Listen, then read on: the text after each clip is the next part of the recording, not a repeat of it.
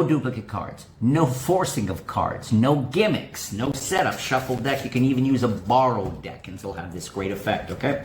Spread out the cards, have them touch a card, okay? Go ahead, touch a card, free choice. Let's say, okay, 8 of spades, fine, 8 of spades. Say, look, we're gonna leave the 8 of spades sticking out of the pack, okay? We're gonna leave it sticking out of the middle of the pack. We're not even gonna disturb its order. It was there when you touch it, we'll leave it right there. Next thing, you hand out the card case and have the card case examined if you want, but of course it's an ordinary case, nothing going on there. So we're gonna slip the cards inside the case, and only now am I gonna tap your selected card into the middle of the pack. Super fair. You close up the case. You say, as we've been doing all along here, you say, look, I take the lighter, I'm gonna wave the card case over the lighter.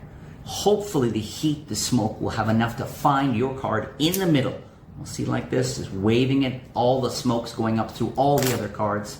You then open the case, okay, and dump out all the cards, okay, boom. And say, so your card, you touch any card in the pack, your card's somewhere in here, go ahead, go through and find your card. They go through, the spectator spreads through the cards, and impossibly, without gimmicks, duplicate cards or whatever, in the middle of the pack, only one card, clearly smoked. So I hope you'll agree with me that that is a very sneaky method involving a very slick switch. An Ed Marlowe move. I'm going to break it down for you in just a second.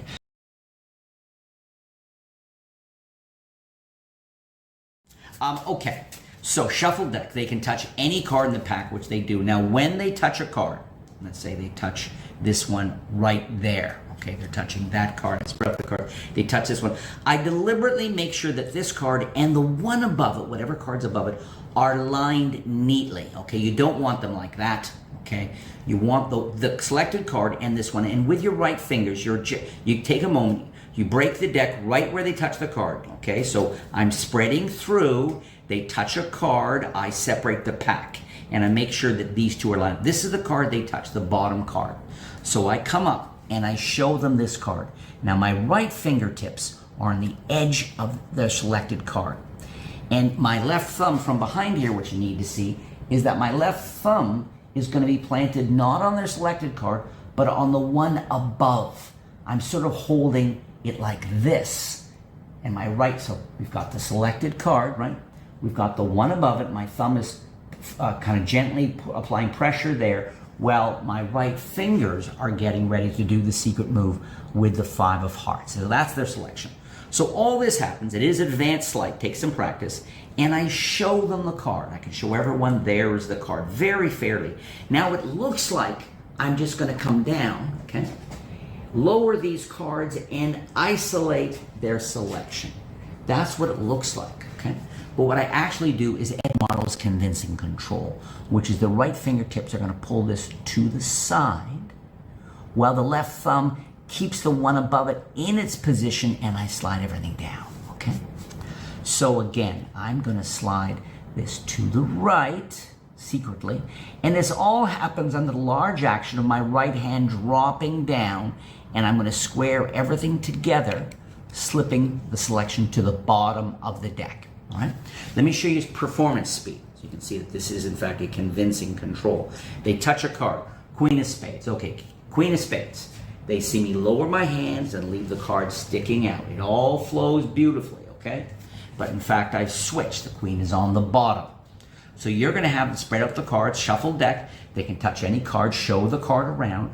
You'll do, here's the exposed move, the secret move where this is slid to the bottom, and then everything closes up. All right, like this. So they think there's a selected card. Super fair. And what a great control, even for other tricks. Okay, it looks so great. Now, with my finger, with my left finger here, I am going to squeeze. I'm going to buckle. Buckle, and by buckling, what it means is I get a break. I'm going to pull this card in. This is a little knacky.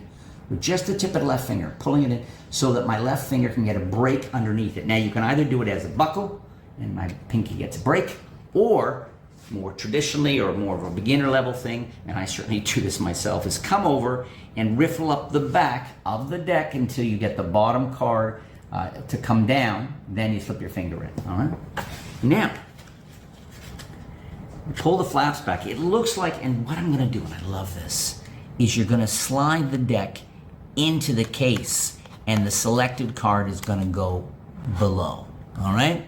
I've got the finger there coming over here. Slide this in like this, sliding everything in the case. And because I don't want people to get a glimpse of the card at the bottom, I'm going to slide everything in, and then I'm going to turn, this will feel awkward at first, but turn my hand so that the top of the case, open case, is facing the sky. Like this, I'm like that, and I push it in, and then there like this. Looks so fair, okay? They can still see the card sticking out, but it's not even their card. Their actual card is behind the case, right?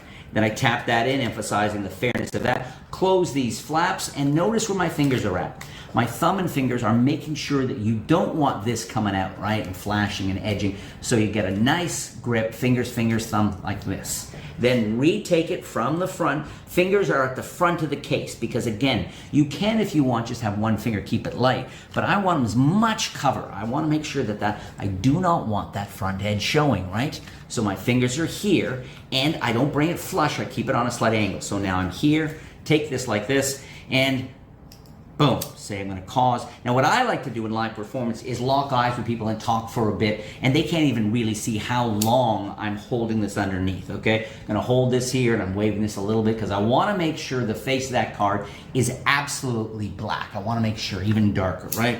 You want to make sure you get a nice long like this, talking about the heat transferring up, whatever, like that. To finish, I open the case, right? Now I'm going to turn the case, and again, the fingers are along the side. You don't want the card underneath to kind of shift in any direction. Turn the deck over.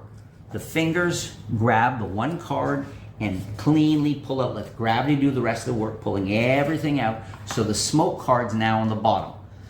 For your advanced magicians, this is a great place for the turnover pass. As you turn the cards over, you can do a turnover pass, centering the card, or for us mortals, all you say, so do a little bit of what's called a Hindu shuffle, funny term, where you pull a few cards off, okay, like this, or you could even just cut the back, having this, you say, so we know that somewhere in the middle of the deck is your card, very casual, hand them the deck, they can go through and they find impossibly for one card they freely chose, and there's no way you could have known it, that you saw it tap it into the middle of the pack is impossibly smoked. Do not underestimate the power of such a simple amount.